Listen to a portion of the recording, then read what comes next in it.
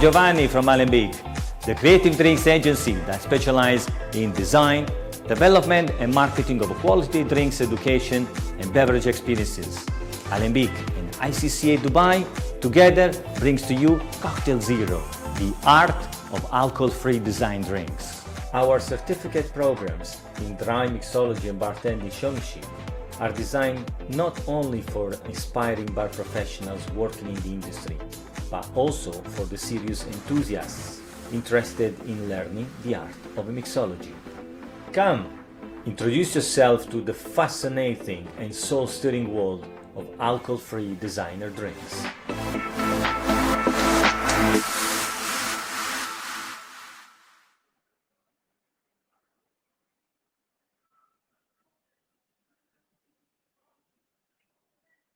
Good afternoon and welcome to ICCA Live, world-class culinary online. Today, we are back with yet another exciting session in the series of dry mixology and bartending, tea and coffee-based infusions. Without any further ado, I would now quickly like to introduce you to Shanaz Raja, Director of Courses at the ICCA Dubai. Over to you, Shanaz. Thank you, Karun. Hello, everyone, and welcome back to our sixth exciting webinar in the series Dry Mixology and Bartending. Just a quick recap on what we've completed in our previous sessions. We started with tools of the trade, then went on to methods and techniques, then choosing the right glassware, then went into the categories of cocktails, rather mocktails in this case, where we did aperitifs, food pairing, and this week it's about infusing tea and coffee into your Cocktail Zero. The other webinars are available for you on YouTube, and if you find it difficult, if you cannot find them, do let us know and we will guide you. For those of you who are with us for the first time, a very short intro on our mixologist, on our master mixologist, Giovanni De Pegola, fondly known as Mr. G. Mr. G has over 20 years of experience in the beverage industry in Europe and the MENA region, and he is also the co-founder of Alembic, a creative drinks agency which specializes in training and education. During the session, Mr. G's questions to you will pop up as polls. And if you have any questions for Mr. G, do type them into the chat and I will take them up with him for you. Without taking much of your time, over to you, Mr. G.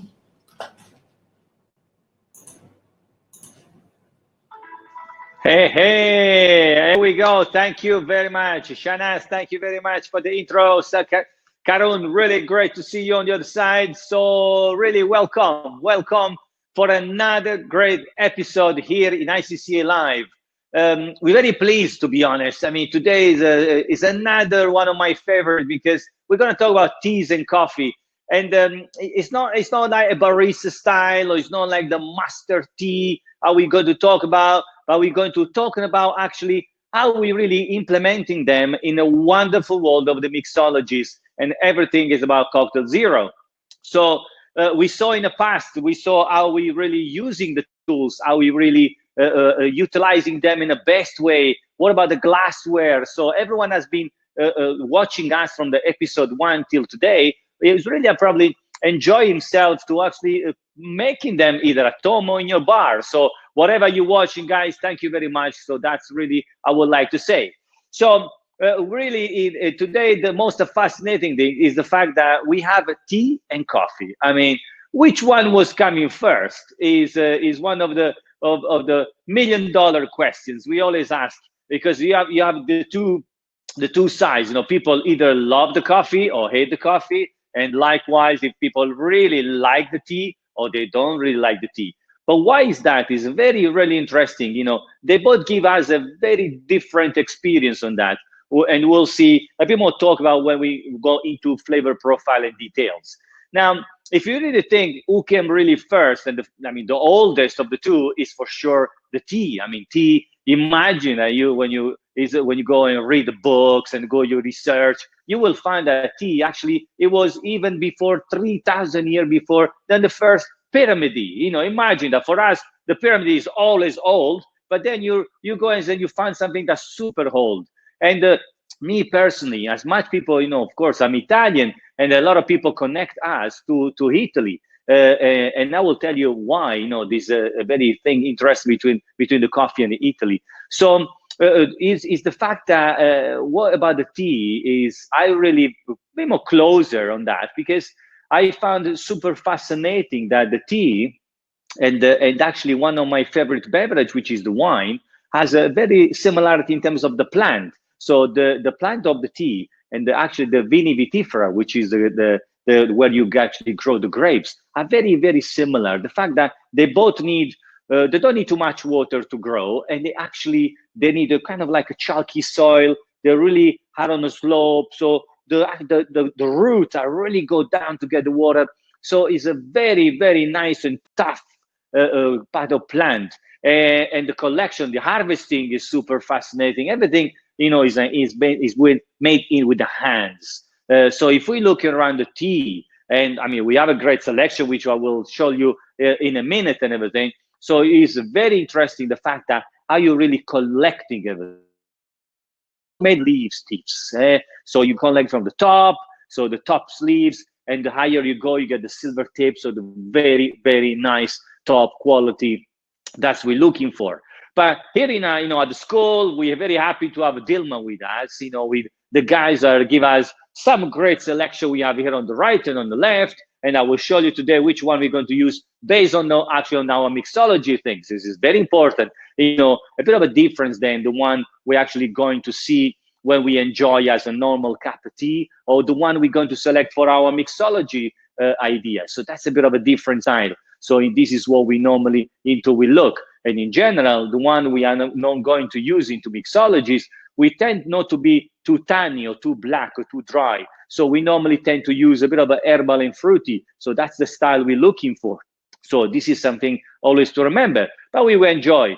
And tea is very fascinating because the way the process, so when you collect actually all the leaves, then you go for the dry process, then there's a fermentation process. So it's really, it's kind of like a lot of details are involved. And of course, when you actually going by latitude and altitude on the growing process is so important. The fact that the higher you will go, the less the plant will need to be treated. So it's much more organic, much more natural, because you don't get much bacteria around the plant. So really the altitude is really, really important. And then the flavor profile is where really is we are looking for. And we all have a different palate. Imagine that we had very interesting, because last week we were chatting about food pairing and food friendly when we did a mixology. And it's become a huge trend how really people starting to enjoy also their meal with a good cup of tea. I personally have to say I'm a quite fan. If I'm not really enjoy anything like a beer with my Asian cuisine, for instance, a good tea, I will go very herbal, very fruity, quite dry. I really, really like it. So it's really, really good. I really appreciate that fact. So that's really is growing quite a lot. Now, in terms of the tea productions and everything, probably we will jump now later because it's all about mixologies today. And I will say a few words on a coffee. Again, this is not a barista course. Here we are in a dry mixologist course. So this is what we're going. Our guys, they go through. We really covering the fundamental of a coffee. And this is very important to remember because we also have another barista course, which is completely separate. And that's where you learn all those different techniques of actually the making of the best coffee. For us into mixologies, it's good to know a bit of the basics. So first of all, where the coffee is coming from, definitely the origin, they say from Ethiopia, so that's Africa, but then you get the bit of mix there. Someone, it's from Kenya, Sudan, all the area there. So all that part is really where the coffee is coming from, originated. Now, why Italy plays a bit of a role here as the coffee lovers, and everybody knows that we enjoy our espresso in a beautiful, square, la piazza, or in the morning, your cappuccino, all that. Why? Because actually the coffee traveled to Europe, and in Europe, Italy was the first coffee shop open. Now was in 1645, if my memory doesn't really it works well. So 1645 was the first coffee shop that was open in Italy. And then, of course, we have so much growth. Now, for us, coffee, as personally, as an Italian, we really enjoy our espresso, very simple. However, before to go there, there's all the entire process behind. So there's a beautiful plant that grows, and then the guys, they do through the harvesting, they probably do around, I think it's 5 times, they do it over the 3 months, so they're collecting those red cherries. Imagine that in a part of South Asia, so Indonesia, Vietnam, those cherry, they actually eaten by one ferret, and they give those coffee luwak, this super expensive coffee that goes through which is this ferret little monkey, they eat it, and they go, and with all the fermentation process, they actually collecting, and it's really impact a lot of flavor. So there's a lot of fascinating story behind the coffee. Now, what they do, they collect this cherry, then they they press, they don't crush, they press it, they leave that, they open, and you get these beans that are really green. So this is what they want. And then there is another plate, which is, really to get out the actually bean. And at that moment, pretty much is really green, the color. Now, after it goes through the process with the water, they're gonna dry. Now, the drying process then, and I'm sure the guys, when they do the barista here, they kind of give you a bit of a tips and tricks how to do it, because that's a bit of a secret of a trade by every brand. So every brand's really, they keep that by themselves, because it's very important. When you dry something, and this is applied for any other harvesting, if you do grains or in general, all the grains, so if you do barley or wheat or rye, the way, or rice, of course, in the making of a sake in Japan. So when there is a moistures, and this is also important in a tea, and we'll see a bit, I will talk about it a bit later. So what you look into that is the moisture will go. So the drying process is very important, because after that, there is they go for the roasting. So for the roasting is where the master roaster is there. So it's a person that really, he needs to manage the color, because it's green, then it pretty much goes on white, then it goes golden brown, and then it goes black. So that it really impact a lot of flavors. And nowadays we have so much around the coffee that is beautiful. You have passion fruit flavors, and all depend how you really implement it through the toasting, through the dryness. So all these tips and tricks that I'm sure all our guys, when they come here to do the barista course, they will enjoy with the guys understanding more in depth of the coffee. So I will say, Shanaz, before I will start making thing and jump on later on, talk about more on the tea, we have one poll. I think we can do it for our lovely viewers. Yeah. Yeah, so the question is, which flavor of tea is more suitable for a cocktail zero recipe? And the answers are herbal and light, floral and fruity, strong and tannin.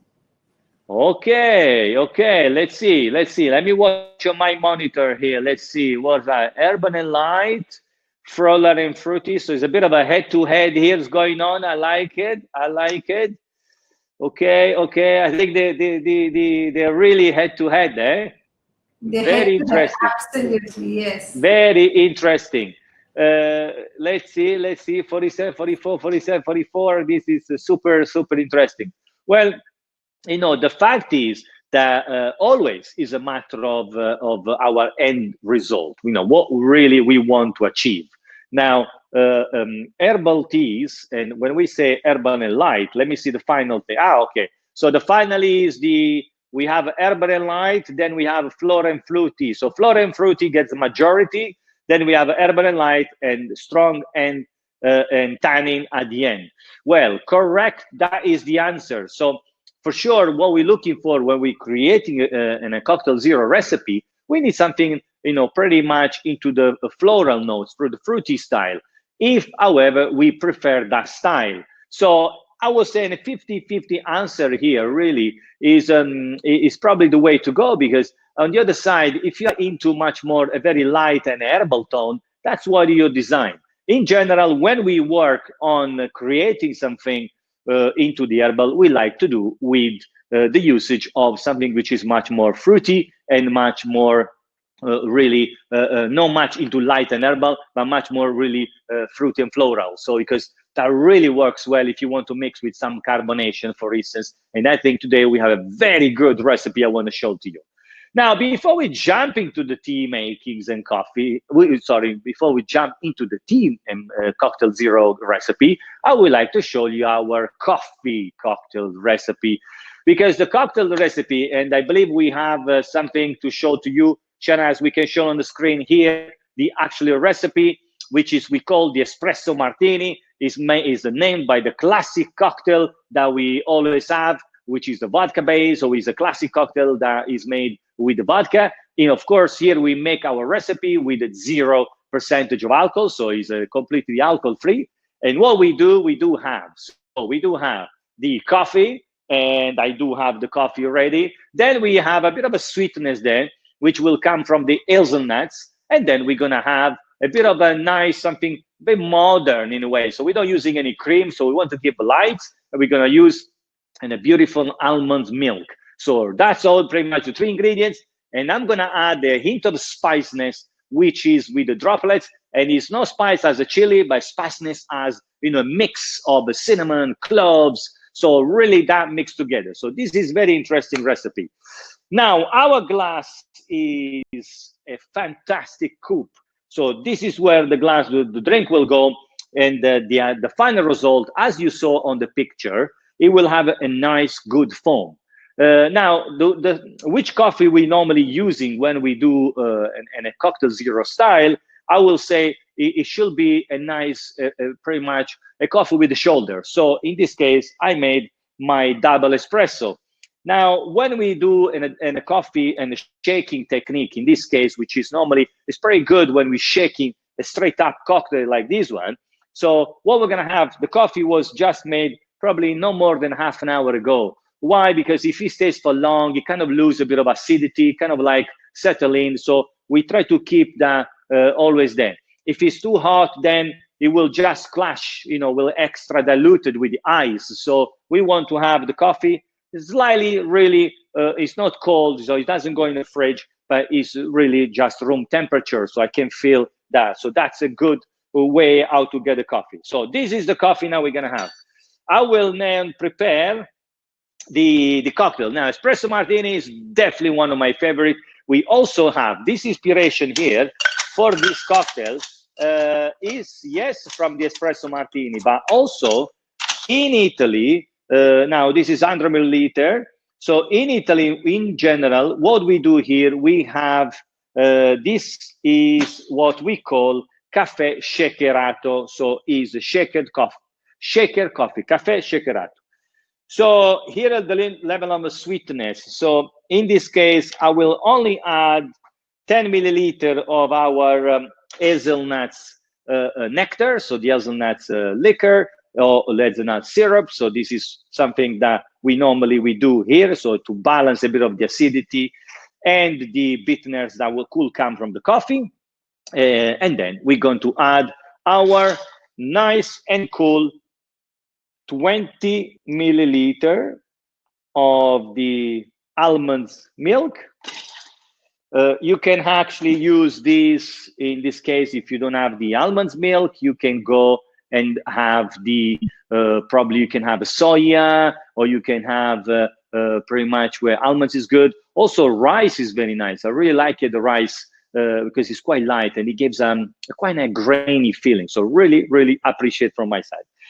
Pretty much everything is inside, and what we have to do is give it a good shake. Now, before I will do that, I just would like to add one more of the tips for you guys to have it. In general, sometimes we keep our glasses in a fridge. In this case, I would like to show you how we really can chill pretty fast one glass. It's good because this cocktail will be a straight up cocktail. So it was a good habit to have a nice coupe or martini, a coupette ready to go. So let's go.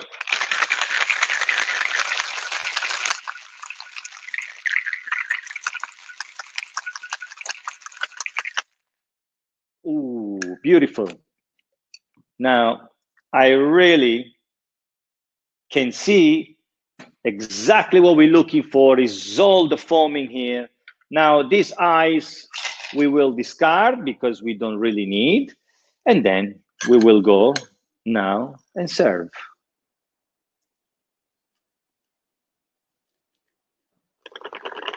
Ooh. And this is what we want. You see? Excellent. Now, that style of foaming we're looking for precisely. Now, something we do in general, the garnish here can vary. You can have some nice dark chocolate on top, you know, a sprinkle, or could be the classic coffee beans. Today, I brought for you something which I really like it, and which is an star anise. Now, this is something we're gonna do together. I would like to show you. There we go. So what we do here is this. We're toasting nicely, beautiful, and we're gonna put on top. And to finish this one, check it out. I will come with the spiciness on top. So this is where the spiciness will be. Because of the of the star anise, which is nice and hot, what's gonna happen? You can actually smell everything that comes out here because the heat is there, and then it really comes out. So let me try. Don't forget, when we're making a good cocktail, should be, you know, have this look and feel. So really, it looks cold, it looks fresh, and of course, the sensorial element is very important. So putting the drops of the bitter on top, it will impact the flavor, but also the experience on the nose will be really unique because that's what you're gonna get, you know, this hint of spiciness that will come. Oh, love it. Oh, fantastic. Really. I think it's a good time. It's a 2 p.m., 2:30. So I think it's perfect time to have a coffee, you know, after lunch, I'm sure you guys had the lunch. And I will keep these over here. You know why? Because behind the camera here, there is two very lovely gentlemen that anything I leave, they eat or drink, you know? So I'm watching you guys, be careful. So I will keep this on the side. Now, they're all laughing now, I know that. So what we're gonna do is, Shanaz, I think we have another poll for our friends at home, yeah? Absolutely, Giovanni. Even I was thinking he shouldn't drink that. He needs to leave something for us. Oh, okay. We will keep shaking later, eh? Yeah, absolutely. Today you're going to make us our drinks. Okay, so I'm going to publish the next poll, which is on coffee. And this one they're going to get because you just emphasized a lot on the answer. Straight up coffee based recipes are taking advantage of which of the following techniques? Okay, let me say. I can see, nice. So we have stir and strain, then we have blend with ice, and then shaken and strain. Okay. Guys, thank you very much. You know, we really appreciate when people are involved and following. So this is really good. Now, I would like to spend just 30 seconds for the people. I will say the people, probably 10% of you guys answer the blend with ice. Now, in this case, of course, the question is specific in say, when we serve something straight up, and then was discussed when we did the episode that was dedicated to the glassware and was dedicated also on techniques. Now, blending is something that really you will use. Coffee will take advantage with that. So coffee will really take advantage when you blend because the blades will crush the ice and will make this beautiful foam. So you will enjoy your frappe or your iced cappuccino, those kind of style, really, and it really works. I mean, we're using, we're very lucky. We have Oshizaki ice with us all the time. So it's really good ice, very hard. When you blend, it doesn't dilute it. You really crush together and it creates that feeling. So if you do a blending and everything, the blender is important. The ice is twice important than a blender because that will really stick together. So that's very important to remember. And of course, while we're shaking, you saw the foaming and everything is because you need to shake it nicely, vigorously, and then this is what comes up. So thank you very much. That was great. I like it. Very nice. Now, our other recipe is something that we call the Pim's Elixir. And Shanaz, we can put on the screen our second recipe, yeah? Excellent. Now, you will see. We have something that we call the Black Mango Elixir Tea. Now, what is that? Check that in a minute. Then we have sparkling water or flavored soda. And I will show you a couple things here. Brilliant. And then we do have a couple of interesting flavors that we can always add, which is a bit of a citrus and a lemon juice. Brilliant. Now, you saw my glass really appear in my hands. Yes, this was kept in a fridge. So you can clearly see here the beautiful, nice design what we did. And the way we're creating is very simple, the garnish. We can use a nice pillar, and then we really go down like that, all the way down, and that's it. And this is what we have. Now, this is a very nice tin. You're gonna be a very sharp pillar to do that. So this is the way. This is my recommendation. If you really want to impress your guests, or guests at home or guests in your bar, you keep a couple of those glasses in the fridge. So you will see the cucumber will stick around, so will stay much more stronger. So we'll kind of like really, it creates a beautiful decorations around. So I will keep the glass here. Then what else we have? Remember we say about teas and everything. We're very lucky here because this our liquid room, we have pretty much everything. And we have some great selection of a single origin. And then this is where we do have a lot of different teas here that we like to show. I like to open this box because they have one of my favorites, which is called the Italian almonds. Love it. And this is pretty much one of their flavor from Dima. I really like it because these guys, they really give us some nice, cool tips. The fact is that when you really talk about, as we mentioned, temperature, so when you're brewing the tea is very important. If it's too hot, you can burn the flavor. If it's too cold, so a bit of difference then between maceration and infusion. Don't forget, maceration is where we probably would just we can macerate our water. We just put water, we drop a few slices of lemon, and the water after a few hours will taste lemony. But if we're infusing some things, we need the heat. So the heat with the right temperature, because you don't want to overheat it. You burn the very subtle flavors that are going to develop when you do a tea. So it's very important when you go to do this. That's why the guys actually, I love this one. A lot of different brands, and they do those brewing tea. So you have all these different timing that you can use. So pretty much very, very nice, useful. So you can have 3 minutes, 5 minutes, 7 minutes, 8 minutes, whatever is suitable to get definitely the tea. And of course, definitely the flavor profile we want to achieve. As we mentioned, the tea is a very delicate, the way really it can change. So you have this, as I mentioned, by really the latitude and altitude really change. So very, very important really to remember.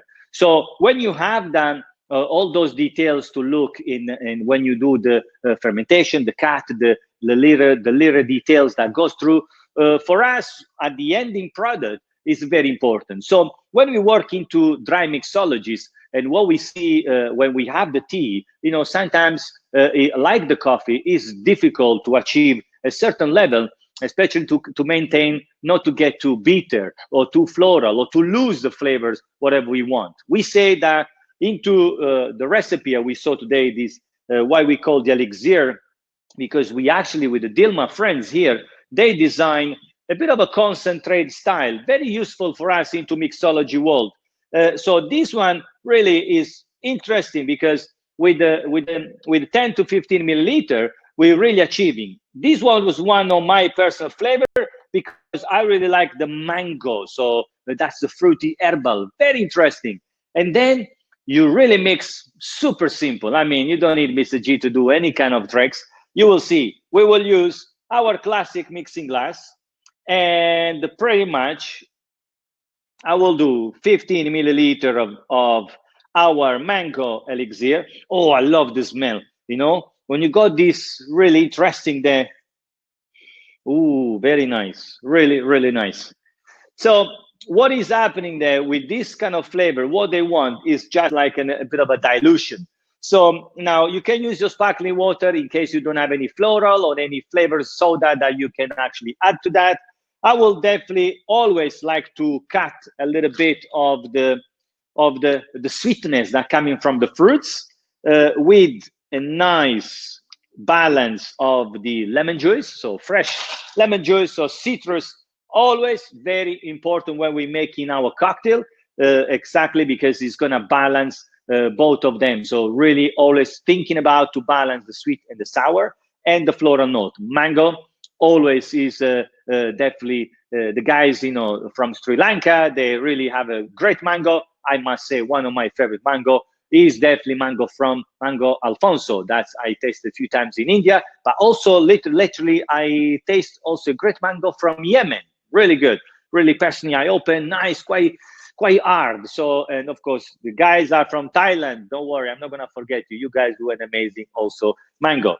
Now the guys in Sri Lanka, 100%. I love also their pineapples. Really the female long. So a lot of those countries, the traditional fruits is so long, and the way they actually, I think Sri Lanka is probably the fourth producer on the tea, because number one is China, number two is India, number three is someone I don't remember now, but definitely number four was definitely is Sri Lanka, and number five was Vietnam. I need to check who was the number three. 1, 2.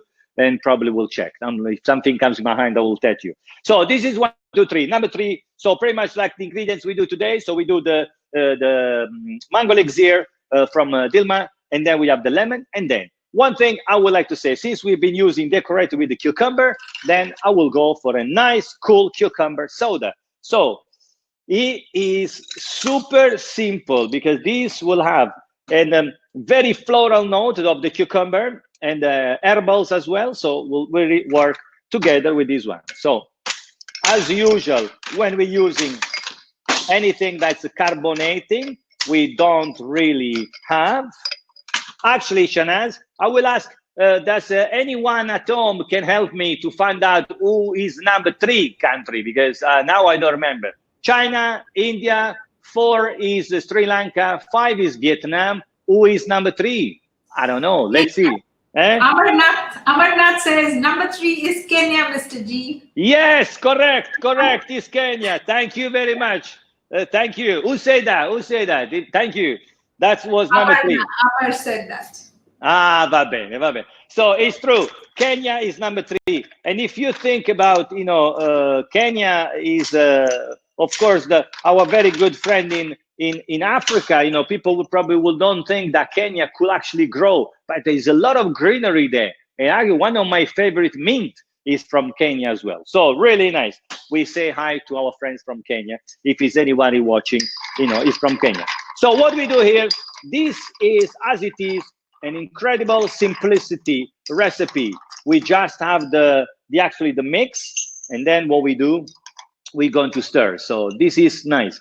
Now in my actually on the picture you can see. So what we don't want, that was a very clear. So you saw the difference on colors, because what we did, you can actually have a very light style of a tea. In this case, we use a beautiful mango, so nice and deep color on the tea, really works. And then I will finish this one with a couple interesting fruits, and I cutted some nice grapefruit. There we go. Now to add some extra color. You know why? Because when I went, Shanas, to the market this morning, I was looking for our fantastic nice pomegranate, and I couldn't find it. There was no pomegranate. So this was never disappointed if you don't find what we're looking for. What we do here, we give a nice element of a freshness, and this will coming from the mint, the fresh mint. There we go. So we will dress up. Oh, looks fantastic. Pimps is one of a classic cocktail. Actually, Pimps is really related to a classic cocktail that is made in the UK. So Pimps really works with all different fruits, and you normally will mix with your classic lemonade or soda. So this is how it looks like, our fantastic, nice Pimps elixir with the concentrate from Dilma, which is on a mango flavors. They have a different flavors, but then we will check that when you come. So you can see nice and cool, fruity. I love the fact that if you are here, I got inspiration on the grapefruit. So we call this grapefruit sashimi. When you're going to drink, you bite on fruits. Really, really will work, and it gets them nice floral. So really nice on this one. So this is very interesting. Nice on what we said at the beginning, the floral notes and the fruity will work very well. Let me go and try now. Let's see. As you can see, we serve without a straw.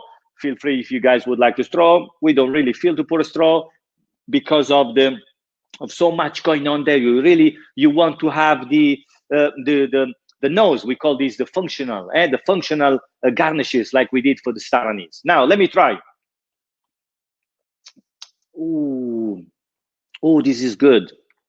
1 second. Oh, I like it. Very nice. Love it. I like the way the lemon really cuts in. Fantastic. So I will say, you can see now, you see the foam is gone. The foam is gone in our cocktail. So definitely I will keep here. We don't do a much close up on this one. We'll keep here. So the foam is gone. That's why this cocktail should definitely serve when you serve. The foaming we saw at the beginning, now it's settled, and then pretty much is just a tiny bit on top. And this is super fresh. As you can see, we just made it. So I will say, Shanaz, before we are recapping everything, I'm sure our friends at home, they probably have a couple questions. I'm happy to answer if I know the answer. Otherwise, we're happy to assist you guys by email. So feel free in case we don't have any answer or you guys want to connect with us more privately, feel free. So Shanaz, do we have questions? To begin with, I learned something today. The way you whack the rim of the glass with the mint, I could get the smell of the mint sitting so far away. Yeah, that's important. Before you drink, yeah, that's lovely. Very important. Thank you. Very important, because when we do that, it releases all the flavor, the light flavor from the mint, and also the glass gets aromatic around. So those are very small tips that we like to share with you. Thank you. So we have over 100 people watching us in our room today, and over Fantastic. the week I got to know most of them. I feel like pen pals. Like I really feel like I know most of them already. And yes, I do have a few private questions for you. The first one is, can I use Moroccan tea to make a mocktail? Can I use, sorry? Moroccan tea. Can I use Moroccan tea? Whoa, okay. Well, thank you very much for that question. Moroccan tea is one of my favorite, always. It's so refreshing.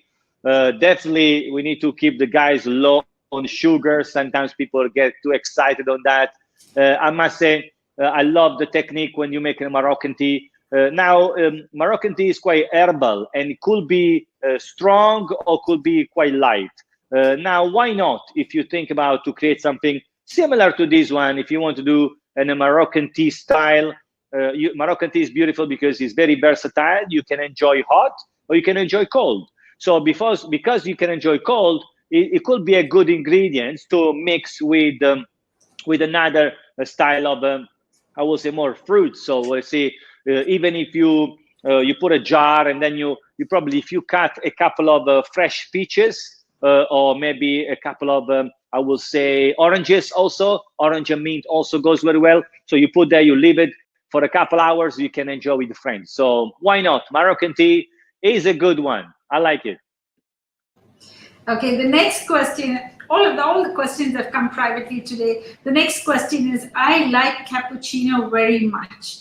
Can you recommend a good summer recipe? Okay, cappuccino. Now, Shana, let me give a 15-second intro. Cappuccino for us in Italy is in the morning. So that's your style of the breakfast. For the people enjoy milk in the morning, cappuccino because of the consistency of a good style of that creaminess, the silkiness. People love it. So that is in the morning, for sure. Now we saw that passing. I've been traveling definitely different countries. I can see many people ordering their cappuccino after a meal. As an Italian, we in general, we don't do that. I'm sure that people enjoy, because we don't really enjoy that cappuccino after the meal. Even a cold style of cappuccino, so the classic, I don't know, I saw nowadays a frappuccino. They're using different also flavors and syrups. That's good. But I would say probably a good style of a cappuccino will take advantage from a blending point of view. So if you really blend, what we did today, technically, we've been shaking the coffee, we've been shaking a bit of a sweetness there, and we've been shaking with the milk, which was an almond milk. So it's a substitution, which is great. Nowadays, people will have a lot of variation. So a good recipe there, if you stick, I will say, nice with the blender, but also you can shake a good cappuccino, which for us, once you start touching the traditional, will not be called cappuccino anymore. But you can do it. Put in a shaker, shake it nice. If you want to serve on the rocks on over ice, use a nice blender at home. Maybe I will say I recommend with a nice a bit of a chocolate, but not syrup. Just use a bit of a chocolate powder. Very interesting. It will give them a bit of more dynamic there in a cappuccino. But also you can add some spiciness if you want, a bit of a star anise or cinnamon, cloves, or nutmeg, grated nutmeg. It works very nice. So enjoy. So we have from Vinu. Vinu wants to know if you could use coconut milk in espresso, martini, or any other coffee cocktail. That's absolutely, Vinu. Thank you very much. Yes. Coconut. Yes, we actually have. Sometimes we do the rim of a coconut, because depend what we want to achieve. If we want to give a bit of a tropical idea there, and then we can actually have a bit of a coconut. Either inside, you can use the coconut actually milk or coconut puree, or you can actually buy the fresh coconut, and then you can actually either you put not much the water, but the pulp, and then you can dehydrate it. It will make it so you can really blend with water. You can make your own. So definitely the cocoa and coffee really works very well. Absolutely is really good. So I like it. Not for sure, coconut all the way.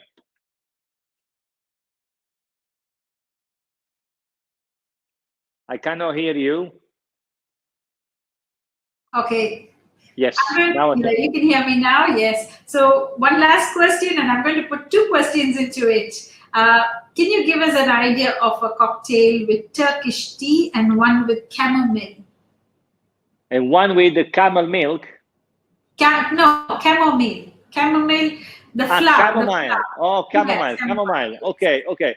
Well, you see, the fact of this, the chamomile is very light and herbal, while the Turkish style is a bit more, definitely much more with personality. I will say much more stronger. So I will say that those two, as we mentioned at the early of our episode, they need to be really handled with careful, because in one way it can easily overpower. So if you like that feeling, you can go. But then, with the Turkish coffee, you can just put a couple of spring. If you want to go into spiciness, you can just add a bit of a extra spice there. If you want to have a bit of a touch of herbal, you can just put, a bit of a mint, and it will work.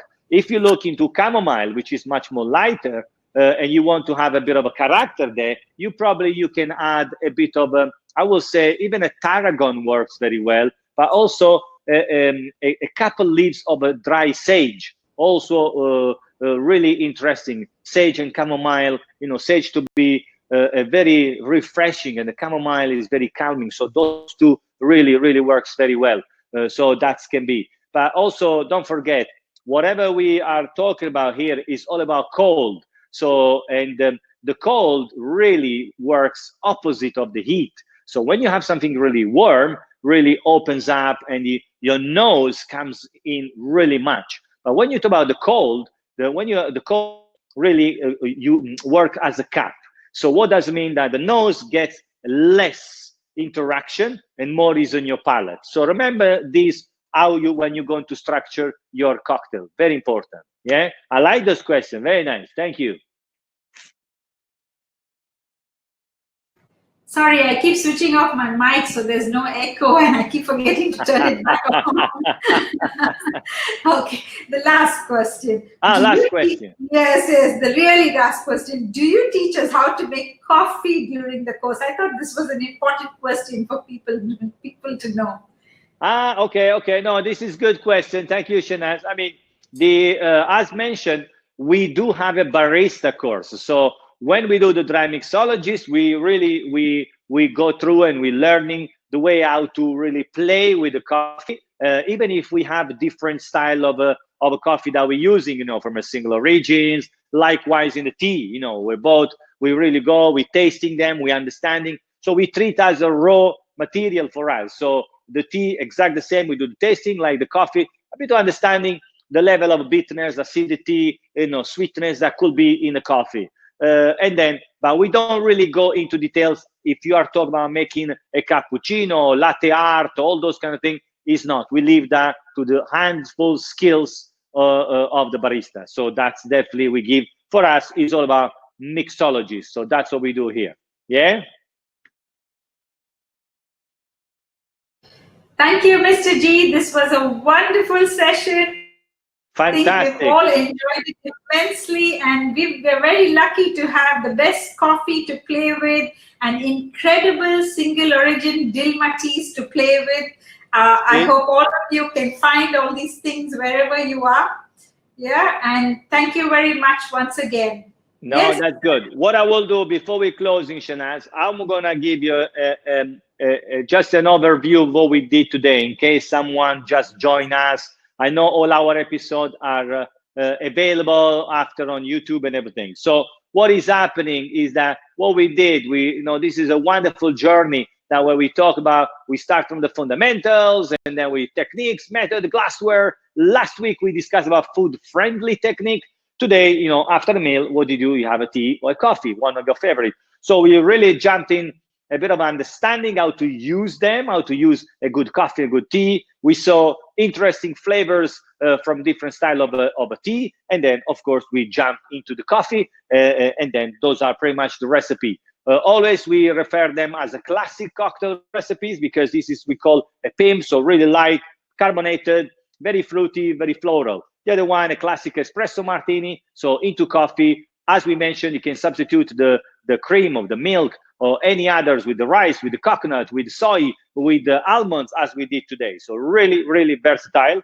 Is important technique. Yes, you shake it well, you serve, and then we garnish, as we saw. Classic garnish can be with the chocolate or can be with a couple of coffee beans. In this case, we toasted the star anise. We toasted with the fire, and then we dropped few drops of the bitter, so of the spiciness, to make the nose really participating. Why? Because when we play with the cold in teas and coffee, I will mention the tea, your nose really is stay back. So how do we bring it back? We saw how you're slapping with the mint, so the mint really participating, getting the nose into, and that way you get all the herbals. Here it was all the spiciness. So this is what we did today. I'm sure you guys enjoy. Thank you for all the questions. From Mr. G and the crew here and everyone behind the room, thank you very much. Ciao. And I will see you next week with another great episode because it's going to be all about outdoor. Either we're sitting in a garden or either we're sitting by the pool. So let's see what's going to happen. Ciao, ciao. See you next time.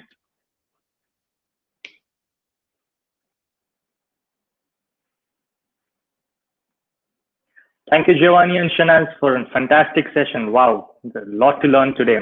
A quick note, you can download today's recipes from the handout section. Also, an email will soon follow with the replay video of this webinar together with the handouts as well.